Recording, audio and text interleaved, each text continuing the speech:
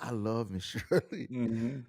And when I go home, I wanna see Miss Shirley. Yeah, yeah. And in fact, dude, Miss Shirley, as as mentally challenged as she is, dude, she's one of my number one encouragers.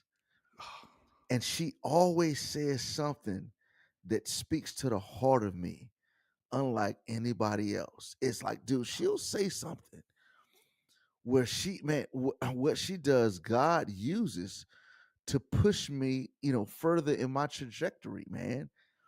And she's even giving me parenting tips. And when she's walking on the street taking people's trash cans to the yard, people probably don't think Miss Shirley can give an ounce of wisdom about raising kids. Mhm. But dude, let me tell you, I think about the stuff that Miss Shirley has told me quite often. And I tell people like, hey, you might say this, like she might be this way and she might be mentally challenged, but somehow God gives her sometimes the right thing to say to me. Mm. And I appreciate it. And that's the reality, man. Like every human being is made in the image of God and has great value that they can add, regardless of the challenges that they may have, regardless of the basket case that we may be, regardless of the stench that we have. Dude, I always say on stage, God didn't give everybody everything, He gave everybody something. Mm. Welcome to Well Metaversed, the podcast where Jason Earls and Aaron Sorrels navigate the explosive growth in the metaverse. Buckle up because we are in for a heck of a ride.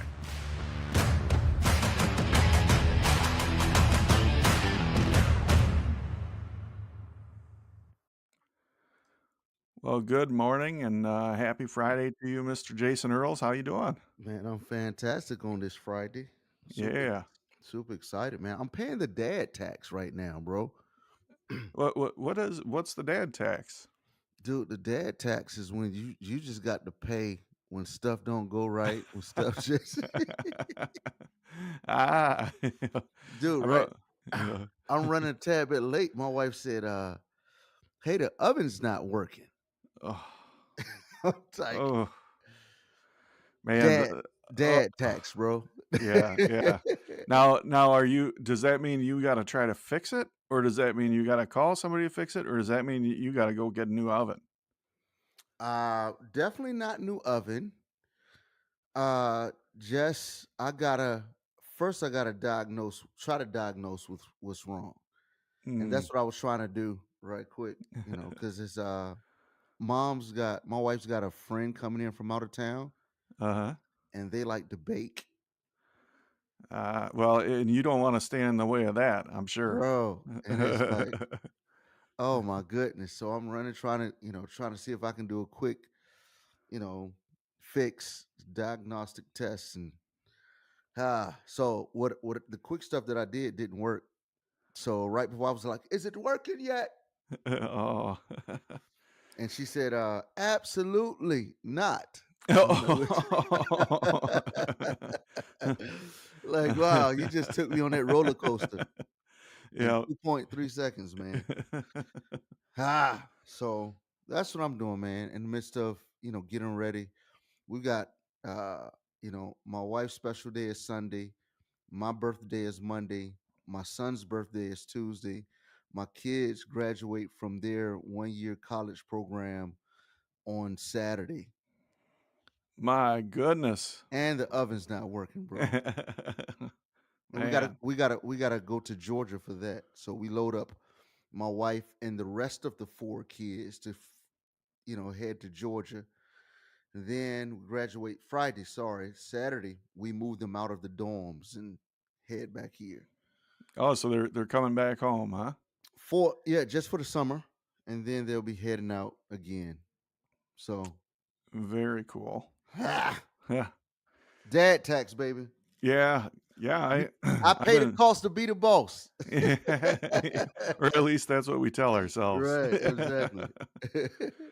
Yeah, I too, I fired up the lawnmower, for the first time, yesterday and, Nice.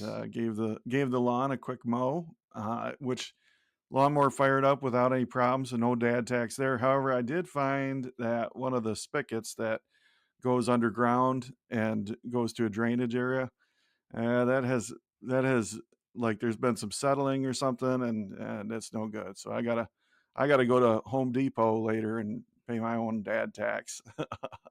Yeah, and I gotta mow the lawn, clean the garage, cut some weeds. Some trees have grown. Some weeds have turned into small trees now. Yeah, yeah. the front the front of my lawnmower axle came off. Oh, And the good thing is my neighbor is an agriculture professor. oh, nice. Dude, that's been the greatest thing. He was like, "Oh, we can fix that. Oh, sprinkler system. I teach this." I'm like, Yeah, yeah. "Yeah, let's go. Don't do it. Teach me how to do it." Yep. Yeah. My neighbor kitty corner across the street is a diesel mechanic, and so Wow. beginning of this winter, when my snowblower wouldn't start, I'm like, this is I'm overshooting a little bit, tagging you in, but what do you think? And he got it diagnosed and fixed relatively quickly. I won't tell you what the problem was. Well, I'll tell you what the Yeah, I'm problem interested was. Yeah, now. yeah, yeah. So, the problem was I wasn't using the electric start, so I just had to plug it in and use the electric start. Yeah, yeah, Yeah, that's what we yeah. call user error. Yeah, yeah, that's right, that's right. Yeah, so it's things like that that you wanna tag in a highly experienced diesel mechanic to come over and plug your snowblower in so the electric Absolutely. start works. She said, the crime shaft of the That's snowblower. that's right. I took this thing apart and, I haven't been able to diagnose the problem. Right. It's Yeah. broken. That's It's what's it what's is wrong with it it. is definitely broken, yeah. Yeah, but what's wrong with it? It don't work. Yeah.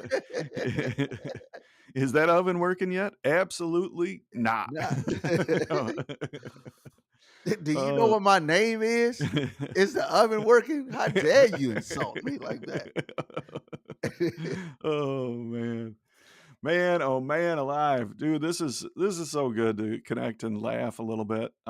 This has been an exciting week. There's been a couple times when I've popped into the soapstone and just had super fun experiences. Wow, Yeah. nice. And then I've been hearing all about other super fun experiences that I'm missing out on. There's capacity. We can only fit so many people in the place at one time. So, like, there's times when I'm tagged out, and and then I'm like, oh man, I want to be there, but Yeah, it's funny. So you got to explain that to people who don't understand that because you can go into the soapstone like, wait a minute, this is not what I'm hearing about what's going on is actually not going on in this. It's only two people in here. that's exactly right. Right now our capacity in the soapstone is 18 people, so there can only be 18 people in an instance at a time. So the 19th person, they start their own new instance. And I mean, we can have an unlimited number of people in the soapstone at a time, but they're all in different soapstones. Different dimensions. That's right. Yeah, mirror dimensions. Yeah. But yeah, so it's like when we have organized events, it's a challenge because only so many people can fit in there, and we've really been trying to figure out how to best do that. And it's funny because there's two competing strategies. You can either be exclusive or you can be inclusive. And everything we've done in the soapstone has been to try to be inclusive. Yeah. Like we want people to come and be able to come in anytime and be included in the soapstone. The exclusive thing is, hey, you know what? We're going to do the invite only. We're going to do private sessions and things like that, which we've done that as well. But the long term vision, like I really want everybody to be able to be included. So it's just different approaches. Other places do the exclusive uh, thing. Actually, I just had somebody tell me, because in Horizon Worlds, typically traffic is a very valuable thing and something that people desire is, Yeah, traffic come into the world.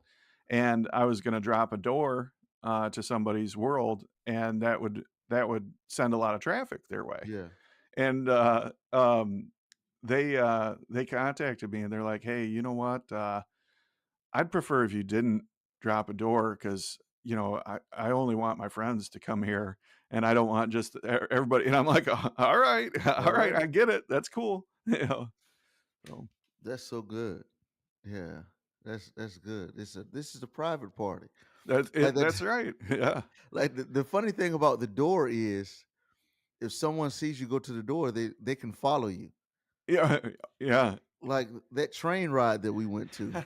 I never forget that. That was I almost felt violated at first. Like, wait a minute, y'all are stalking us, man. Yeah, yeah, yeah. Well, and also with in Horizon Worlds, once you're friends with somebody, they can see where you are and they can join in on Yeah, on you too. So that's cool. That became a little bit of an issue because there's new event tools in Horizon where you can start an event and you can gather a group of people in the event before it officially starts, yeah. so that you could get organized and whatnot. But there's a little bit of a bug in there where people could still join on you.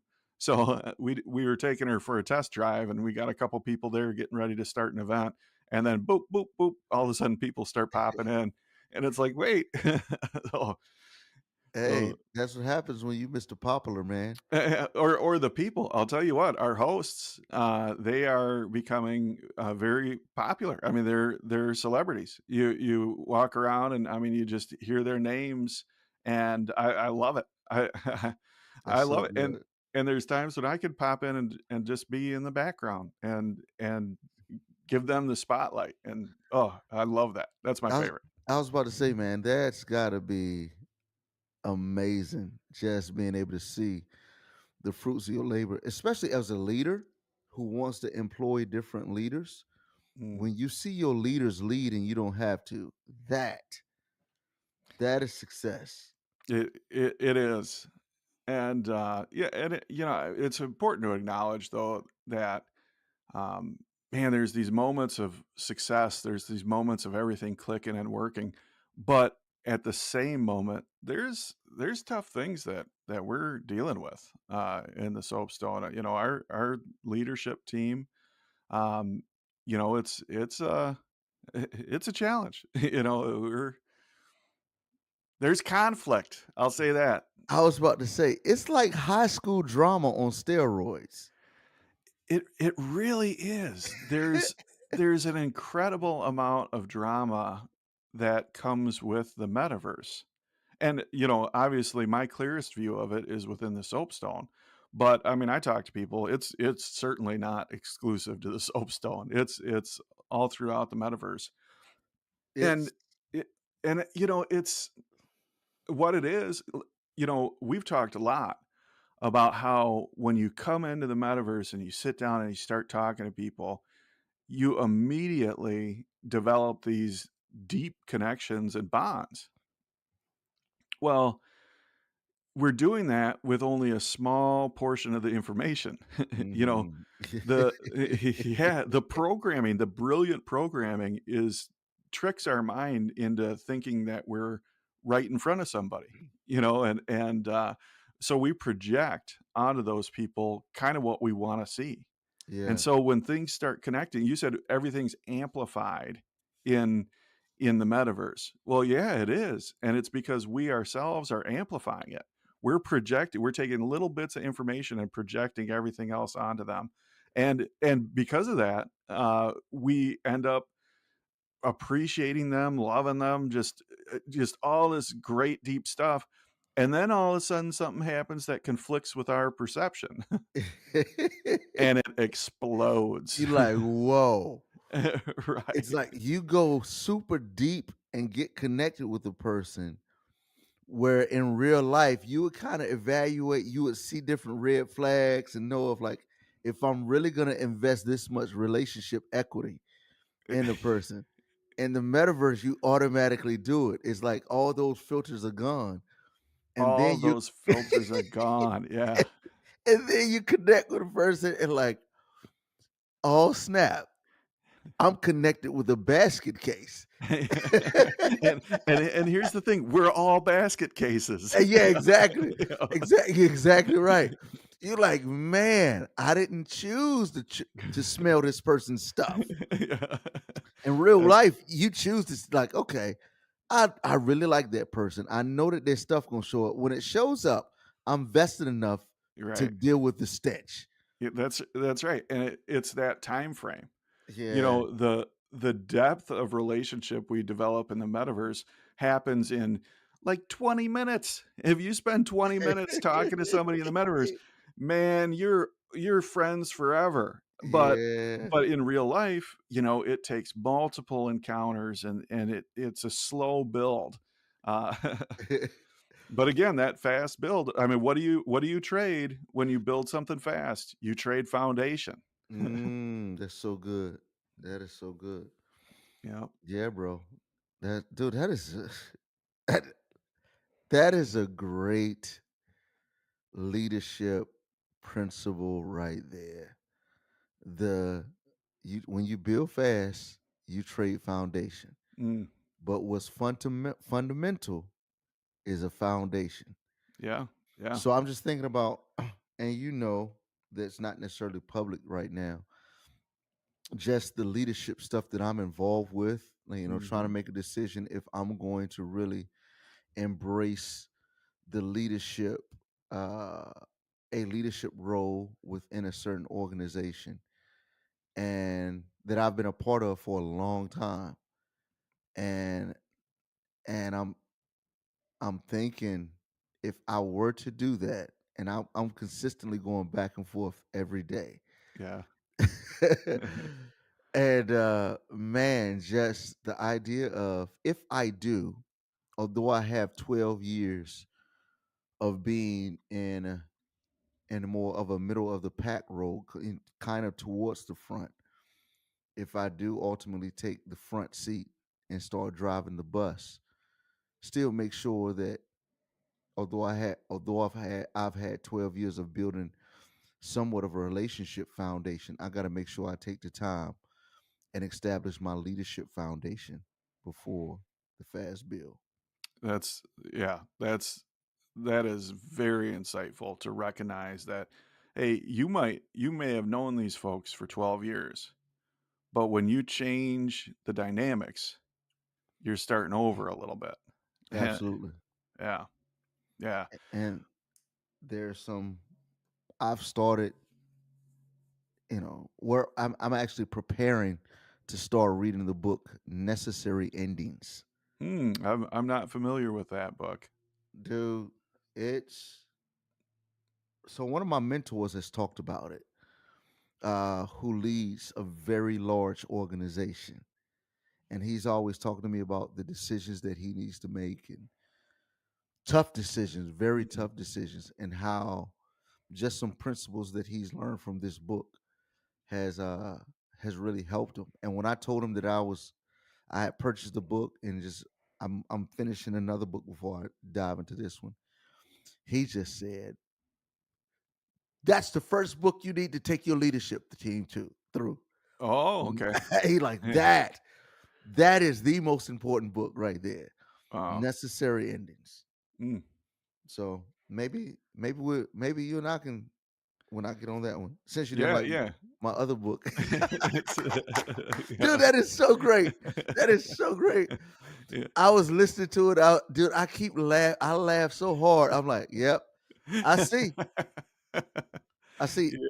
To everybody who don't know what it's talking about, you want to set it up? Yeah, yeah.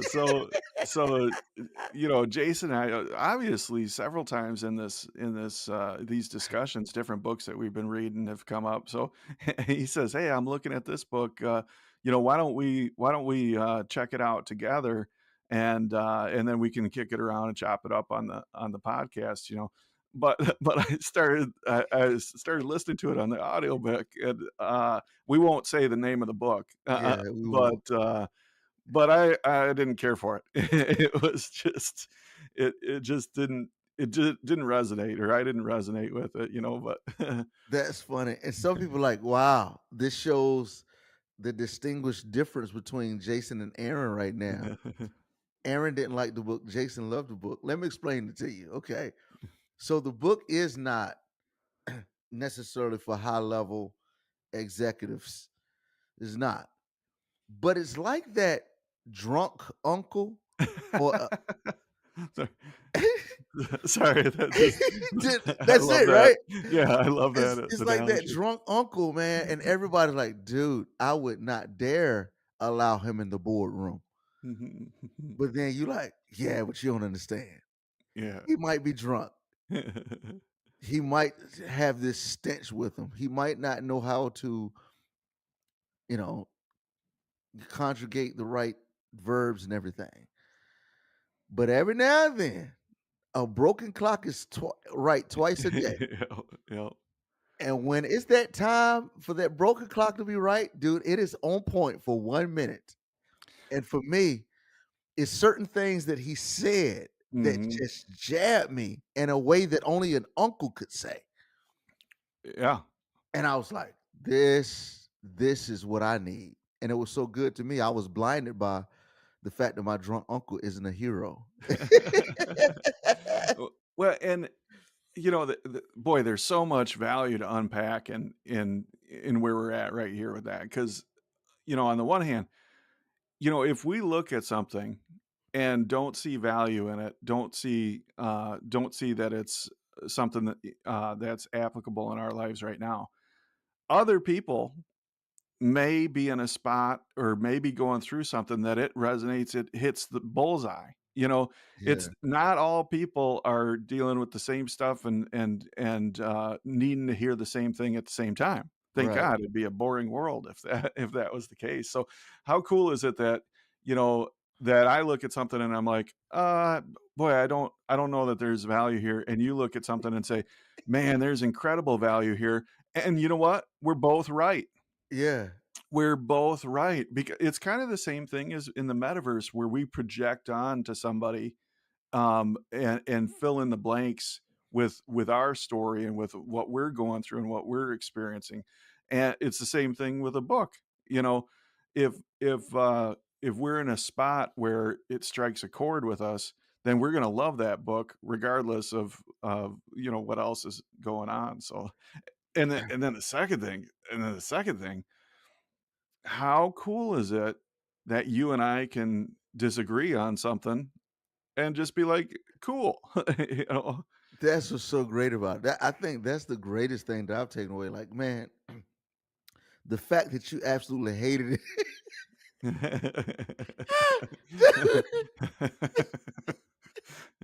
Dude, even though we were on the phone talking,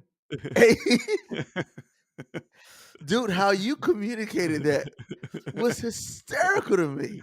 What Oh. the fact that you communicated to me, I love. But the fact that you're like, man, I'm just gonna tell you, man, it didn't do it for me. I'm like, "Man, it didn't feel like it was written very well, Dude, it was and it was so read even worse." You know? It was- oh, dude. And if you see the book, you would really get a chuckle. But man, let me just tell you, dude, that for me, that was probably even I'm not gonna say it was as equal as what I'm getting out of the book. Just the quality of a friend just being able to say, dude, you love it. And it almost man, I gotta tell you this, dude. It was horrible. It was pathetic. Right. I And did I'm I still did like, ask first, I was like, "Hey, was this a friend of yours that wrote this book?" that's great. That is so good. And I was like, Yeah, no, I didn't meet him. But yeah, man, that is just so funny to me. yeah. But yet I still stand by it. I'm like, this is so good to me. And even he's I was listening to it um on the way home, way in the airport. And he said something again. I was like, I need to stop and I need to journal. Mm. That's how much like it's little Yeah, jabs like that. It's yeah, kind of like what's funny is, I you have that family member who always uses these old sayings, and those sayings to you are so profound and heavy yeah. because you upfront with your family, but you get outside that family context and you give your uncle's quote, and everybody look at you like, yeah, don't say that again. Yeah, yeah. You know what? Just Man, take the principle and let people see the principle eh, lived out. Don't quote your uncle. yeah. Well, and let people like the content that we create, it, it's not even about that content. It's about the journey that it kicks people off on. That's good. Yeah, so, I mean, it does things don't have to be perfect. Things don't have to be, written profoundly to where, you know, each sentence is a poem, but if there's an idea, if there's a jab, it almost doesn't matter how it's presented if it starts people on a journey towards inspiration, towards revelation, that's, there's some truth there. Yeah, dude. There's this lady in my neighborhood. Uh, man, shout out to Miss Shirley. Dude, Miss Shirley. Miss Shirley is just as sweet as she can be. I love Miss Shirley. But Miss Shirley is not a but.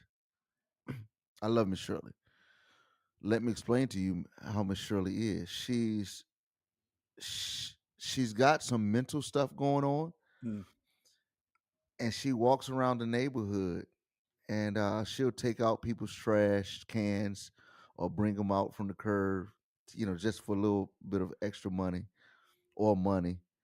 mm, Somebody got her on YouTube or TikTok dancing, and it's one of those neighborhood, you know, everybody's more laughing at her than with her. uh, But dude, I love Miss Shirley. mhm. And when I go home, I want to see Miss Shirley. Yeah, yeah. And in fact, dude, Miss Shirley, as mentally challenged as she is, dude, she's one of my number one encouragers. And she always says something that speaks to the heart of me, unlike anybody else. It's like, dude, she'll say something where what she does, God uses to push me, further in my trajectory, man. And she's even giving me parenting tips. And when she's walking on the street taking people's trash cans to the yard, people probably don't think Miss Shirley can give an ounce of wisdom about raising kids. Mhm, But dude, let me tell you, I think about the stuff that Miss Shirley has told me quite often. And I tell people like, hey, you might say this, like she might be this way and she might be mentally challenged, but somehow God gives her sometimes the right thing to say to me, mm, and I appreciate it. And that's the reality, man. Like every human being is made in the image of God and has great value that they can add, regardless of the challenges that they may have, regardless of the basket case that we may be, regardless of the stench that we have. Dude, I always say on stage, God didn't give everybody everything, but He gave everybody something. mm. And man, it's great when we know how to value people something. Dude, And that right there is the heart of the soapstone. hmm, That's why we encourage people towards the spotlight. There was somebody that came in yesterday, and it was literally this person's first day in VR. And, she was a young lady who was on her male roommate's, Oculus, so her avatar is a dude with a mustache, and and, uh and she comes in and she's just bewildered by this entire process. She's so outside of herself, the avatar doesn't represent her, right. um, and there are, gender-wise, people represent themselves a lot of different ways in the, um metaverse, and that's all fine and good. I'm not making any statement about that. But she was in an avatar that wasn't how she was trying to represent herself. So there was that conflict with her going on, and she's in a new place, she's in a new body, she's meeting new people, everything's just this wild thing. And people met her and welcomed her in, and made her feel comfortable, and then explained the open mic system. Yeah. And she got up on stage and started singing, and she's like, I can't believe I'm doing this. And the crowd got into it, and tell you the truth, it wasn't great. you know she's not looking to win American Idol anytime soon. But it was an awesome experience that she loved, and the people in the audience loved, and it made her feel comfortable, and the people in the audience got something out of it. And it's man, I love that. That's so good, bro. So good. Yeah, that's my Miss Shirley, man. Yeah. I love Miss Shirley. Yeah. When I left uh, my good grown up job as a marketing manager and started addressing alcoholism in my life, Yeah. um, you know, we went through a series of lifestyle downgrades, Mm. because half of our income went Yeah. away, and we went from a big fancy condo to a little fancy condo to a little apartment, that was half of a two-story house in kind of the rougher side of Grand Rapids in the low rent district. Yes, sir. And um, and all that was fine and good. And one of the really cool things that came out of that is one of my best friend's neighbor, or one of my best friends there at the time, who was our neighbor.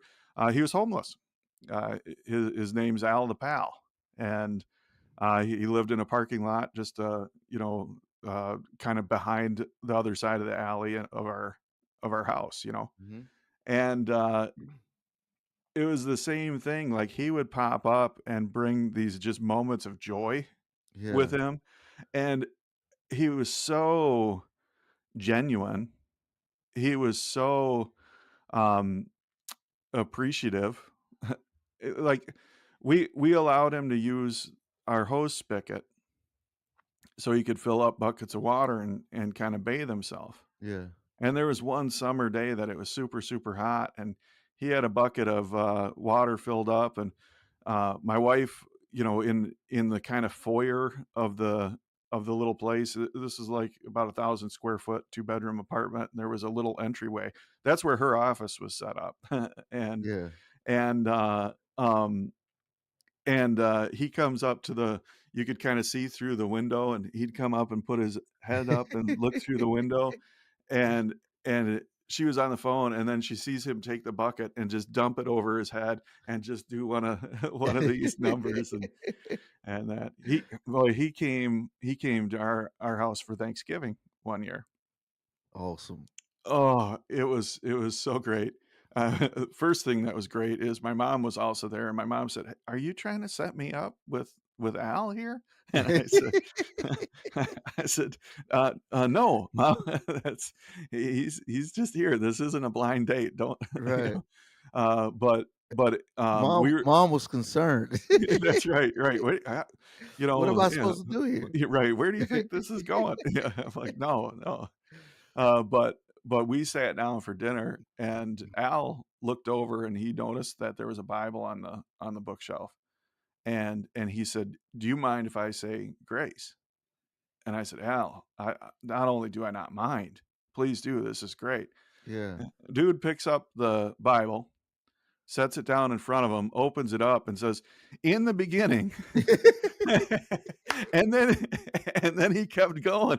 He read he read about a page and a half, and then he just kind of closed it, and he said, "All right, that's." And I didn't know whether to say amen or applaud or what. It was great, like That's funny. in the 5th chapter of Leviticus Yeah. before we partake of this turkey. Yeah, yeah. Oh, I still see him on Facebook from time to time. He's got a Facebook account, so he's still doing all right. I don't see him as often now because we're out in suburbia again. But and That's great. now my office and my wife's office are on opposite sides of the house, so I can be in here doing a podcast and she can be on a conference call, and That's there's great. no interaction. Dude, there was this homeless guy that showed up at our church, and man, he was like, clearly he was off, but very, very intelligent. Mm, And I was like, man, there's no way. Like, he was living right underneath the overpass, not even a half a mile from our church. And I was like, dude, that doesn't sit well with me. yeah. We need to spend some time with this guy. Like, find out what his story. How can we help him? So, man, I walked up to to the intersection and walked up just where he was staying. Like, hey, man, let's talk, man. Can I get you something to eat? He was like, I want to go to your house. I was like, Oh, yeah. I'm like, hold on, man. He was like, listen, you want to help me? Take me to your house. I was like, bro, I'm not necessarily opposed to that, but for you to force your way to my house is a little red flag for me. Yeah. Let's just talk, man. Like, what's your dream? What do you want to Yeah. do? He was like, man, I want to rap. Mind you, he looked more like you than me. Okay. All right. Yeah. He would be on your family tree and not mine. Well, Okay. before before my family came over here. Yeah. Yeah, so he's this white white man from Pennsylvania and Mm. somehow got over here, man. And so it's like, if I'm gonna help him, I also need to build this relationship. I was like, man, you want to rap? You know what? I tell you what, I got some camera stuff. I'll let me film you and let me hear what you got. Uh-huh. And this dude had conceptually, he had some he had some good stuff. And so we started talking. Then just so happened, somebody came to the church. It's like, it's a man living under the bridge. It just doesn't sit well with me. I need to do something. And this man was very well to do. Mm. So he and I said, man, I feel the same way that you do. In fact, I'm having conversations with him. And I'm saying, I'm glad you do, because not everybody feels the same way. Mhm. He's like, so what do you think we should do? I said, man, I think we should. I don't want to bring him to my house. That's a little dangerous right now, because he's not, like, clearly he checks in and checks out. Yeah. I was like, man, we should probably get him a hotel, get him a couple of nights at a hotel till I could really figure out how to help him. So sure enough, man, we went, set him up at a hotel, gave him a night's rest, some food, went to check in with him the next day. That hotel was smelling so much like smoke. Oh. Yeah. But he was, he still was good. I was like, man, man, use my phone. Call anybody you need to. Yeah. Aha. So when he used my phone, I just went back into history, and then I started calling people like, who is he? Oh, How okay. can we help him? Contacted his Ah, mom. His mom was like, he can come home. He just don't want to because he has a warrant. yeah. Yeah. But I started a really good friendship with this dude, man. And he wound up, my church said it was too dangerous for him to keep coming around because there was some security issues that were Yep. coming up. Yeah. And when they did that, dude, my heart was broken. Dude, Mm. because I was like, this is my friend. Yeah. And I was walking him slowly, but getting him help. We had made contact with family. And Yeah. but it was, I say that to say, I don't know. No, I say that to say it was, man, just seeing the value of somebody who everybody else had written off. And for a brief moment, to be able to help an inspiring rapper that he Yeah. he had Yeah. one jam. Yeah. So I'm sorry that story took us around No, the corner, around the that's way, but that that's was just, good stuff. I think about him often, man. His name Well, was and King. you were talking about uh, basically how to help somebody, and like you had it on your heart. Okay, I want to help this guy, but there's a couple of really important things that you covered there. One is boundaries. You know, if we're going to step into a role where we're going to help somebody, we have to have boundaries. Listen to this man. This is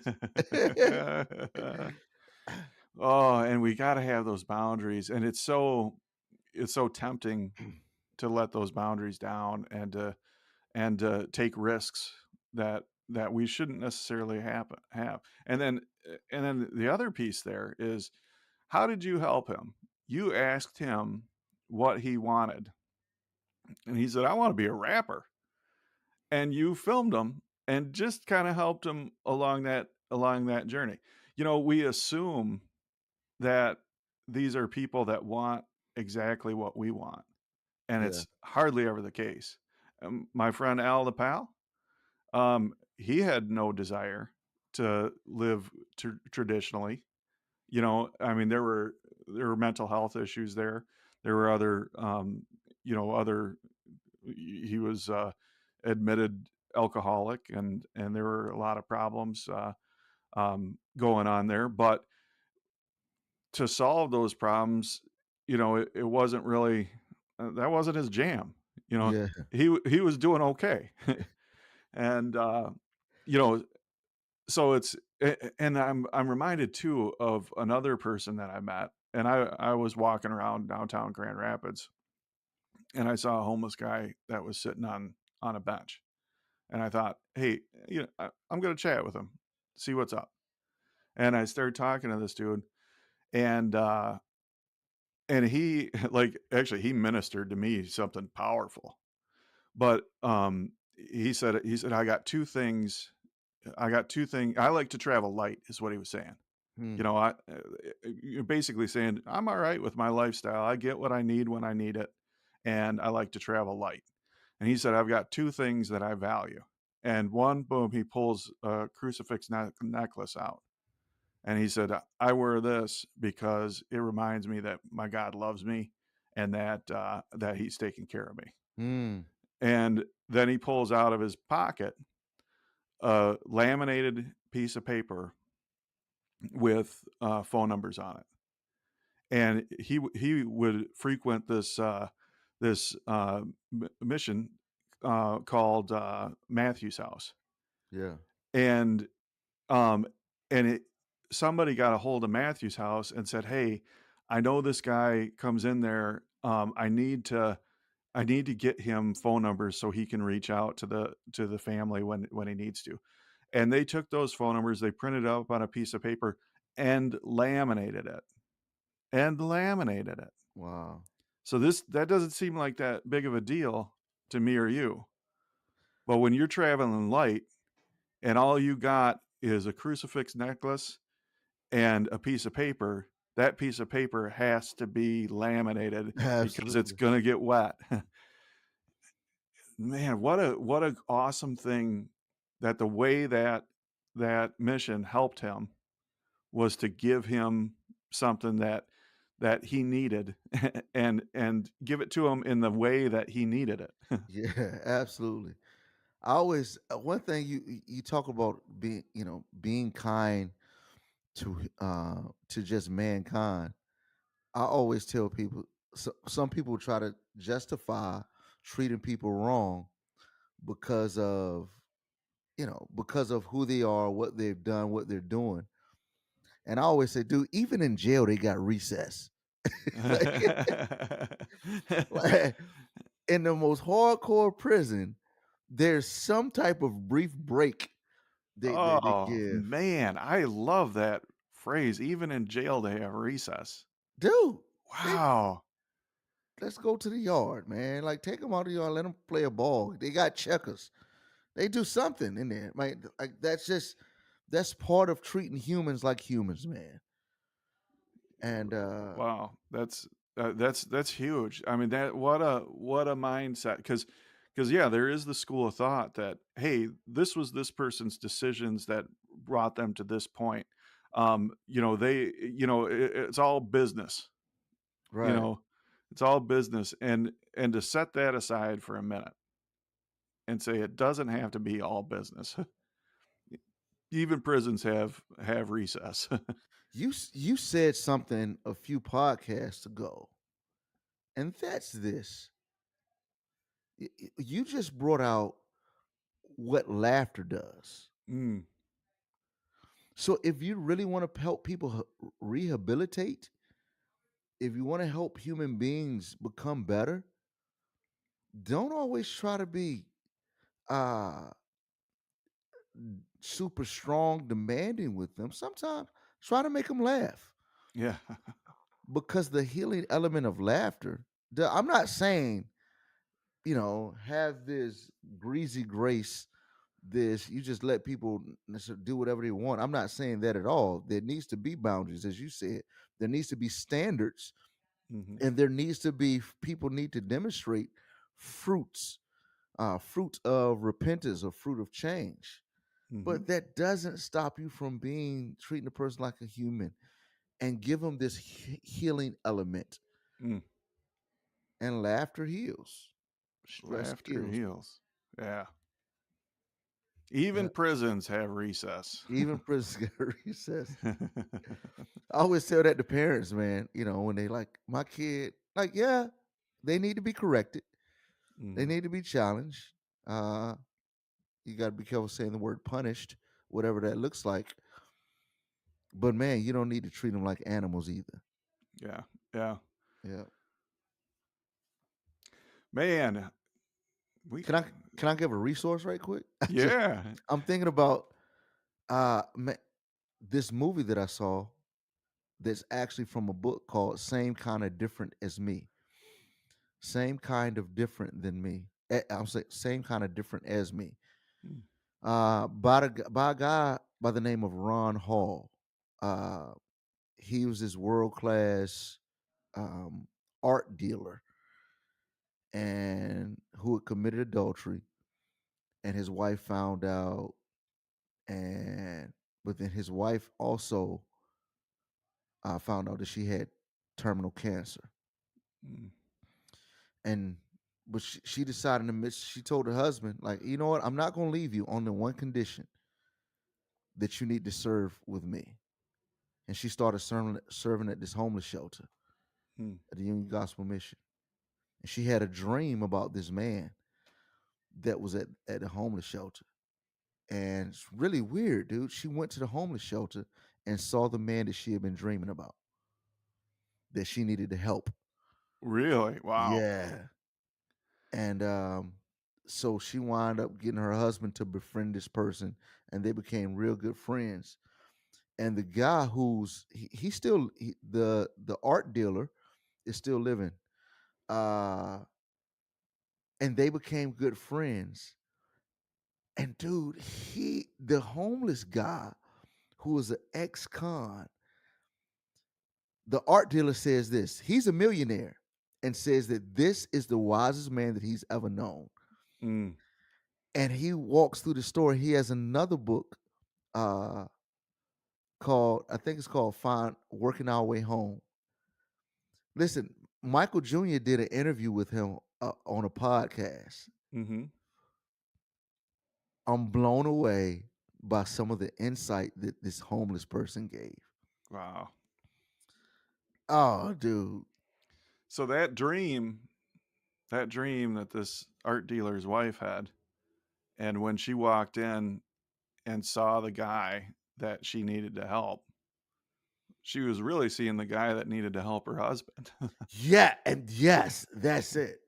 That and yeah, and that's what it gets into. Yeah. Wow. Man, this guy, this is one of my greatest takeaways. So they would oftentimes go, because this guy was homeless, they would walk around Fort Worth, downtown Fort Worth, and of course the homeless friend wouldn't tell the guy what to do with his money, but he would just get cash and just give it to the guy's homeless friends.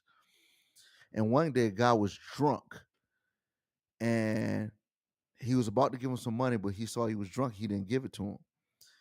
And the homeless friend told him, "Man, give him the money." He was like, "No, I'm not giving it to him. He's gonna take it and get drunk." Absolutely not. And say, man, he said, "Who are you to judge this man?" Mm. What you don't understand is this man was very intelligent before his fall. He worked hard, but he got hurt. And because he got hurt, he couldn't provide for his family. So now he's on the streets and he gets drunk. But when people give him money, what he does with his money is send it back to his family. Hmm. Hmm. But you're judging him thinking that he's going to get drunk Right. with your money. Yeah. And I didn't even do that story justice. That's the story that he tells on this podcast. He talks about on Working My Way Home. How do we get here, bro? I know this is. We talk about the metaverse. We talk now. We talking about people who've impacted us who don't even have Wi-Fi. It's all related. It's Indeed. all related, man, and it's that's the the dynamics of meeting a homeless person that you don't think has anything to offer you, and then digging in and finding out that you're blessed from that relationship. It's the same thing with meeting somebody at a mall, or a mall. What decade am I in? Are those still a thing? Yeah. But it's the same, man. It's interpersonal relationships. The dynamics change a little bit depending on the setting, but it's all the same. You one of the greatest compliments someone ever gave me was we were at a dinner. It was four of us at a dinner. All of us worked together. And the leader of our organization said, "Let's go around the table and give what we see about each person, the positive stuff." And one guy told me in that restaurant, he said, "Jason has this gift to be able to sift through all the debris of life in a person and find a rose." Oof. I, I see that about you, and I see how that impacts you to reflect on that feedback. That's Yeah, oh, but also what that's also done for me, it encouraged me and it actually made me lean into that. But what it also did for me as a guy who understands 360 degree leadership, part of it always I always wonder, what is the toxic is there any toxic debris that I'm overlooking to get to that rose? And that's and and I'm as a leader that sometimes concerns me, like, will I waste too much time? And this sounds weird, but I'm just being super transparent right here, vulnerable. Well, do I sometimes waste time going in and digging the rose and expose everybody else to the toxicity uh, as a result of that? What are the dangers if I am like the ultimate leader of an organization and I'm always finding roses? What's the danger of all the extra debris? I well, a wise man once told me that even prisons have recess. Y- you know, it's okay for some of us to focus on finding that rose. It's okay for some of us to focus on that moment of reprieve. It's okay to for some of us to be entirely focused on the good, um, because other people are focused on the painful parts of growth. you know, yeah. but we have to recognize that, especially in a leadership position. And you and I are both like this. We're going to find that rose. Mm-hmm. We're going to dig for that rose, and a bunch of the toxic stuff we can overlook and even, dare I say, ignore. Yeah. But if we're going to do that, we got to make sure that there's other people to complement that skill set, because Indeed. it does somebody just as big of a disservice to ignore toxicity as it does to ignore the rose or the positivity. Yeah. No doubt. I man, another good person to read some of their stuff is Bob Goff. Oh yeah. Dude, one day I'm my first time meeting Bob Goff was in a it wasn't a limousine. It was like a Michael Jr., Bob Goff, and I were all going to the same event. And of course those two were speaking. I was just tagging along. And so when the guy picked us up from the airport, he's like, I got to pick up somebody else. And Bob Goff gets in the car. So he's like, Michael. He's like Bob. So they start laughing, talking. He's like, who's your friend? And Michael says, oh, man, this is my friend Jason. He just got out of prison yesterday. And I brought him on this trip with me. Bob was like, that's awesome. That's all. And then Michael looked at me. He's like, that joke doesn't work with Bob because You're right. that stuff Bob would do. he yeah, he goes after the rose and deals with the toxicity when it shows up. Yeah. So, Yeah. but he's also got people around him and systems set in place. But what I've learned from him, like you said, is like, dude, just go for the rose, man. And Well, and and stuff. people are aware of the toxicity. Yeah, I mean, I'm sure there's exceptions. There's some right. people that are blinded to it, but for the most part, people are aware of that, and oftentimes they feel trapped. Or I'm not going to say they, I'll say we. Yeah, Oftentimes we feel trapped in the toxicity, and if somebody just recognizes that rose, it can wake up that desire to move towards that, to amplify that, to make that the focus. yeah, Um, I've experienced it in my life many times, where when somebody recognizes potential, when somebody recognizes value, when somebody recognizes that rose, it'll inspire me to deal with my own garbage. yep, yep. So good, so Well, good. this is again, I never know where these conversations are going to go. It's it's just amazing how we can get together and talk about the explosive growth, the exponential growth in the metaverse, and end up talking about times that our lives have been impacted, from whether it's our homeless neighbor or the homeless neighbor of the local church or Bob Goff. Yeah, Like it's just amazing. absolutely. People are amazing, and we can learn things and appreciate people of all walks of life. And I love that. Absolutely. Good stuff. Thanks for joining us on this adventure. We will be back next week with a brand new episode, and you can always find us at jasonearls.com, theunemployedalcoholic.com, or at the Soapstone Comedy Club in Horizon Worlds.